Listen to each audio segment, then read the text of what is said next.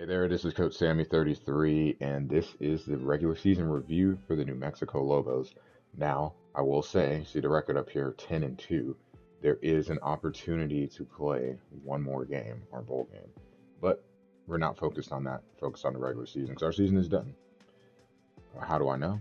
Looking at the Mountain West standings, there will be no conference championship game in our future. We lose a tiebreaker to Wyoming, lose a tiebreaker to Colorado State. Wouldn't know who would be in any other scenario, but honestly, it doesn't matter. Boise is 9-3. Wyoming is done at 8-4. I'm not sure if Utah State will have a coach, so if that is the case, then that means 2 sim wins here. I will be a 2-loss team, not even the highest, because Wyoming would be above us since they did beat us. And that's okay. Let's look at the season all together. A 10-win season, can't complain about that. Started out rolling at 7-0, and then block 5, the tough block, we lose by 3 points to Colorado State. Pick 6 at the end against Wyoming to lose that game, so a 1-score game, but the pick makes it look worse. Big win against San Diego State, actually the last game that we played of the season, and then Washington State and Hawaii. One thing that you will notice, I really have talked bad about my defense a lot, and there are 2 shutouts. There is a 3-point outing and 2 7-point outings. So as much as I talk bad about the defense, you look at it in half our games almost, we've held our opponents to under 10 points. Can't complain about that. Offensively, we've been really good in terms of putting up points. Pretty much have averaged at least putting up 31 a game. And then you have the outlier in San Diego State. No shot. I thought if you had told me we'd scored 10 points and that'd be enough to win, I wouldn't have believed you. And then every time other than that game, the other 2 times we scored under 30, 21 to Colorado State, 7 field goals, and then Wyoming, 27 points. Under 30, we go 0-2. Well, technically 1-2 with the San Diego State game. But that was not expected, so a nice little sandwich. We're rolling at 7-0, lose 2 close games, and then able to bounce back and finish the season strong. So we'll be in a bowl game. Who against? I'm not sure. I don't know where exactly I finished in the conference, and I'm not sure what the ties are. So in terms of bowl bids, so we'll have to see. But enough about the overall. Let's look a little bit deeper. So looking at points, we finish, even though there's some sim games to be played, but we finished 25th in the league in points, 394 points over 12 games. Pretty good. Can't complain about that. Total offense, a little better than middle of the pack, the top third of the league. That's not bad. Rushing, clearly we did that well, almost 2,000 yards on the ground, 16th in the league, and just 5th in the conference. Yeah, that's a tough one. Passing, pretty bad, 88th. Something else I talked about a bit during games that needed to be better. First downs, I like this. 46 in first downs, but it manifested into moving up in points. That means you're not getting first downs and then stalling the drive. You're getting first downs and you're scoring points. Returns, we don't really care about that. We did have 1 special team return, but not a big deal. And then defensively, again, as much crap as I talked, we finished 17th in the league in points allowed, just under 200 points. Exactly middle of the pack in yards allowed. Rushing a little bit better, just by a few spots, and then a little bit worse in the passing defense. First downs you never cared about. It's okay. So you see in conference play, really like the total points against. So as bad as the defense was, our defense is rated 66. Still effective enough to hold people off the board. And that's really all you can ask for. So looking at player stats, some depressing numbers. Let's start there.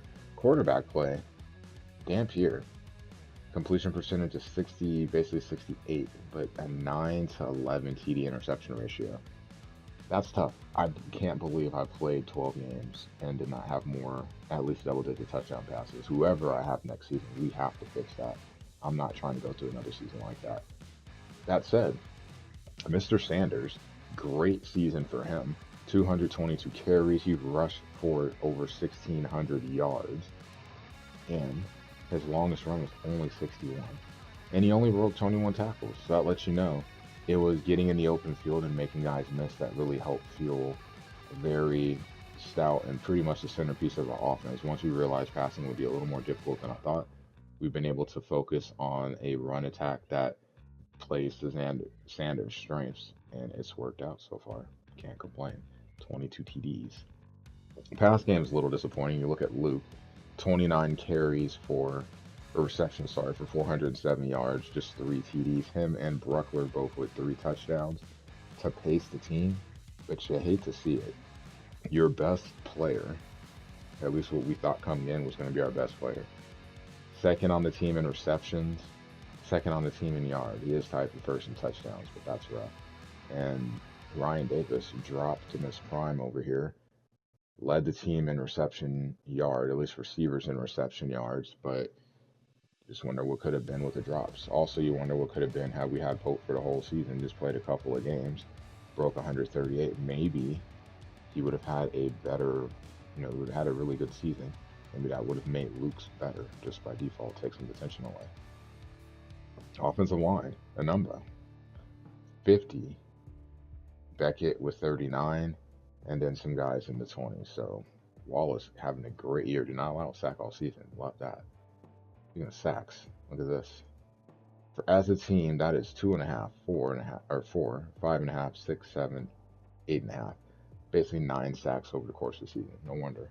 And that's with having leads in games where people were pass happy because they had no choice and we still couldn't get pressure. That's depressing. So again, it's one of those things I hope to maybe improve on, as at least position wise next season. Interceptions.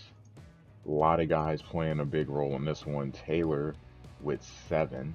You have Wilson and Abinger both with 6. Ellis with 6 as well. Pola Gates with 4. A couple with 3 and 2 going down a little bit farther. In total tackles, Jaden Wilson 80 tackles, Abinger 78. Christian Ellis, after having 15 tackles against the Aztecs, finishes with 75. Most solo goes to Ellis, Wilson right behind him. Most assists goes to Wilson. Helping out in the run game, you all can probably safely assume. Passes deflected. One thing I always like to look at is what's the ratio of interceptions to passes deflected. You want that to be obviously in your favor, but you don't want that to be too far away. Like you don't want to be like, oh, it's always a knockdown. You need those picks, especially in this game, momentum turner. Touchdowns defensively, Pola Gates, 3 of them. Count them, 3. And then you have 5 from the rest of the team. In terms of fumbles, another ratio you like to be good at, that's 7, 8, 9, 10, 13 forced fumbles. 5, 6, 7, 8, 9, 10, 11. We covered 18 of 13. Usually it's not that high, but look, you take what you can get. Blocks, we had 1 committing, that was against Hawaii, I believe. And then safeties, we had 2. Same game, so ouch. From a kicking perspective, Luke 27 to 31. Yeah, he missed a kick against CSU, but he also made a kick he probably shouldn't have made. They wash. Missed some kicks that we didn't want to see, especially early in the season. Remember, he missed 2 kicks in the season opener. And he was pretty solid after that, even adding a 50-yarder. So, hey, making things happen. And then Luke, the touchdown and the kick return game. Want to see that. The 2 last things to look at, the coach contract, since it's pretty much done. In terms of polls, we have 3 left. The post block 7, post block 7, or is it the conference championship? No, because we should be voting this upcoming weekend for block 7. Were we? I can't remember. Is it 14 conference championship game and final, or is it? It has to be. There's no other way for it to be. So it has to be that. So I'm missing 3 polls. We'll get that in shortly. It's up here. Yeah, 14 conference championship, and then the conclusion of the total season.